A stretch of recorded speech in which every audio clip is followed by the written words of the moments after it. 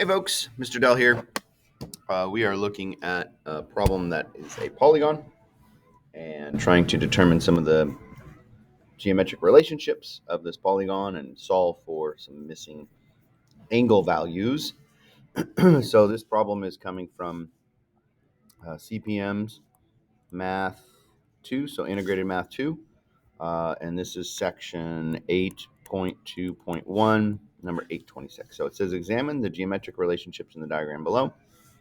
Show all the steps in your solutions for X and Y. So if we look, we've got this series of triangles, right, put together, and there are 5 of them. So what we assume here is what we see is this polygon is a pentagon, right? 5-sided polygon is a pentagon. But if I look at the angles that are labeled as far as the variables that represent these angles, these are both y. That means they are equal, right? And these are both y, and those are equal. So what we have here is a whole set of equal angles. These are all equal angles. So if these two, y and y, are equal, that means that together those would be equal. So we are given a regular polygon. So this tells us, because we have these equal angles here, that it's a regular polygon, right? So this is a regular polygon. In fact, so we want to name it, it is a regular pentagon is the name of the polygon, right? Because of the 5 sides.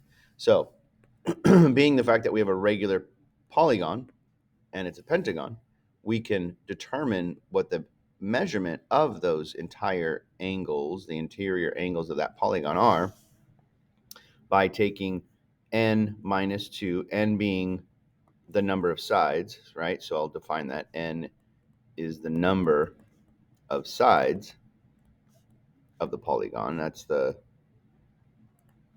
process for finding our, using this n minus 2, and then we multiply that times 180, and that's going to give us our total angles, all the angles added up. So to find one of them, then we divide by the number of sides. So plugging in 5, so an interior angle, so the measure of an interior angle is equal to 5 minus 2 times 180 divided by 5. So this gives us, let's see, so it's 3 times 180, so it's 360 divided by 5, which is 72. So 72 degrees is the measure of the entire angle set there, right? So if I need to find y, if this whole thing is 72, then half of that is y. So y is equal to half of 72, which is equal to 36. So y is 36 degrees. So if y is 36, right? So if I'll just redraw it. So we have that. Take one of these triangles and redraw it here for you.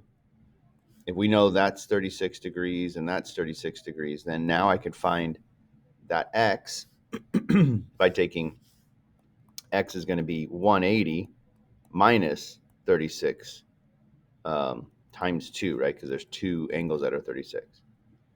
So that gives me 108. So x is 108 degrees.